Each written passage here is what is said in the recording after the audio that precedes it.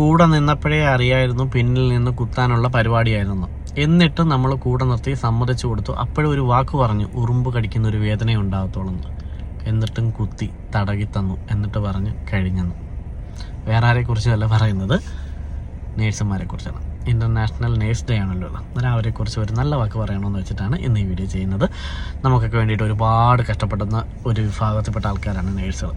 Covid പോലുള്ള മഹാമാരിയൊക്കെ വന്നപ്പോഴത്തേക്ക് നമുക്കൊക്കെ വേണ്ടിയിട്ട് രാപകലില്ലാതെ കഷ്ടപ്പെട്ട ഒരു വലിയ വിഭാഗം. എത്ര നന്ദി പറഞ്ഞാലും മതിയാവത്തില്ല. ഒരുപാട് ആൾക്കാർ നമുക്കൊക്കെ വേണ്ടി ജീവൻ പോലും നഷ്ടപ്പെട്ട ആൾക്കാരുണ്ട്. ലിനി എന്നൊക്കെ പറഞ്ഞ ഒരു നേഴ്സിനെയൊക്കെ നമ്മളിപ്പോൾ ഓർക്കുകയാണ്.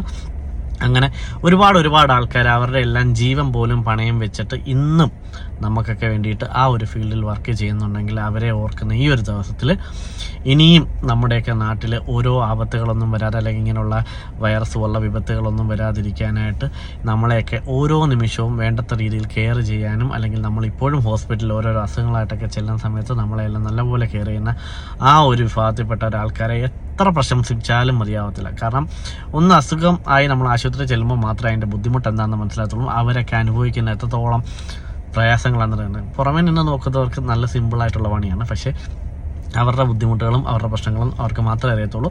നമ്മുടെ നാട്ടിലൊക്കെ അവരെയൊക്കെ ഓരോ ഹോസ്പിറ്റലൊക്കെ ഇട്ട് പെടുത്തുന്ന പാടുകളൊക്കെ കഴിഞ്ഞിട്ട് ഇപ്പോൾ അതുകൊണ്ട് എന്താ നമ്മുടെ നാട്ടിൽ നിന്ന് ജോലി ചെയ്യാനായിട്ടൊന്നും ആരും കിട്ടുന്നത്. എല്ലാവരും UK, അമേരിക്ക, ന്യൂസിലാൻഡ്, സിംഗപ്പൂരും മറ്റുള്ള രാജ്യങ്ങളിലൊക്കെ പോയിട്ട് അന്തസ്സായിട്ട് ജോലി ചെയ്ത് ജീവിക്കുന്നുണ്ട്.